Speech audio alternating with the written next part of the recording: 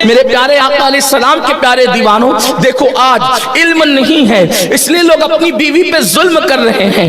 اگر انسان کے پاس علم ہوگا تو کیا وہ یہ حدیث پڑھے گا کہ اللہ کے رسول غیب دا نبی صلی اللہ علیہ وآلہ وسلم نے فرمایا جس نے اپنی بیوی کو گالی دی اور اپنی زبان سے اپنی بیوی کو تکلیف پہنچائی اور تکلیف پہنچا کر اس پہ ظلم کیا، قیامت کے دن اگر وہ روزانہ رات کو کھڑے رہ کر عبادت کرتا تھا اور ہر دن روزہ رکھتا تھا، اس کے باوجود بھی اس کے اعمال کو رد کر دیا جائے گا اور اس کو جہنم کا ایندھن بنا دیا جائے گا۔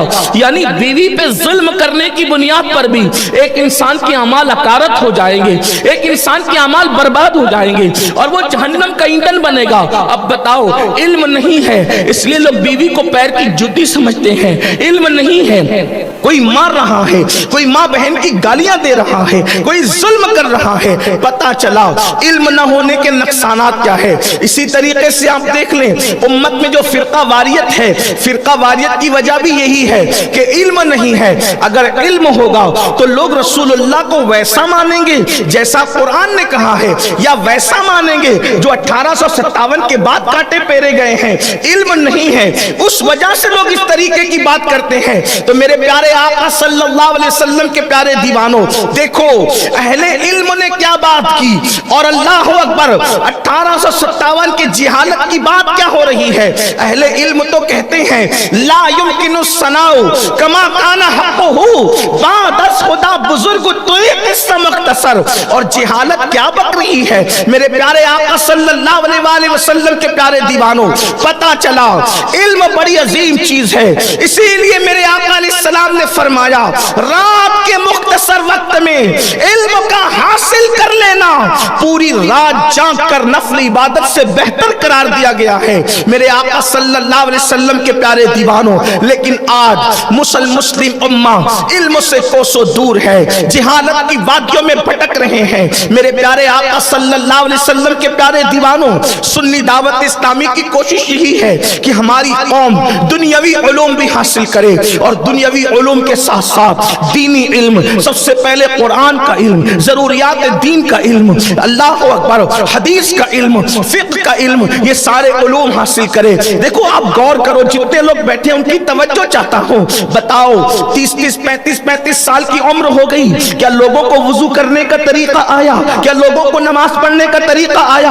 نماز میں کتنی آواز سے پڑھنا چاہیے اور کتنی آواز سے کیا پڑھنا چاہیے، کہاں چپ رہنا چاہیے، کہاں کیا پڑھنا چاہیے؟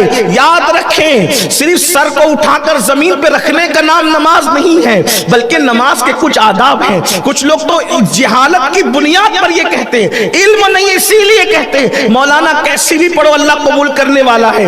اگر کیسی بھی پڑھو چل جاتی تو پھر اللہ اپنے محبوب کو کیوں بھیجتا؟ اللہ فرماتا ہے جیسے آئے ویسے پڑھو، محبوب کو کیوں بھیجا گیا؟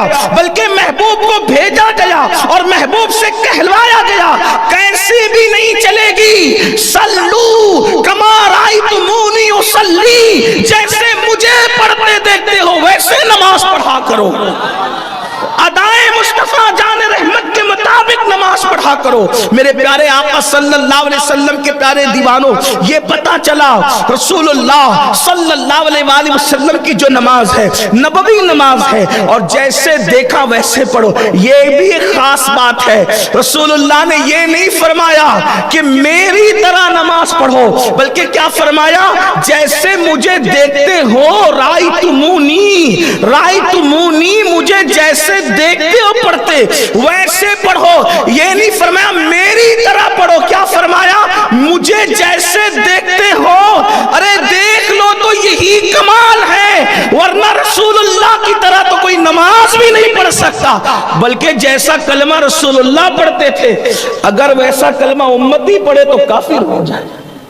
ہم کہتے ہیں محمد الرسول اللہ، محمد اللہ کے رسول ہیں، اشہد ان محمدن عبدہ ورسولہ، میں گواہی دیتا ہوں کہ محمد اللہ کے بندے اور اس کے رسول ہیں، اور حضور کہتے تھے کہ میں اللہ کا رسول ہوں۔ دیکھا حضور کا کلمہ بھی ہماری طرح نہیں ہے، हुजूर अलैहिस्सलातु व तस्लीम ने बयान किया, जैसे मुझे देखते हो पढ़ते वैसे पढ़ो। मतलब अपनी मर्जी से ठोकम ठाक नहीं चलेगी, इसलिए इल्म की तरफ आओ, इल्म की तरफ पेशरफ्त करो। और इल्म, असल इल्म ये है जिसे इल्म दीन कहते हैं। इल्म दीन की तरफ आओ और अपने बच्चों को कम से कम इतना इल्म सिखाओ कि ईमान क्या है और कुफ्र क्या है उन्हें पता चले।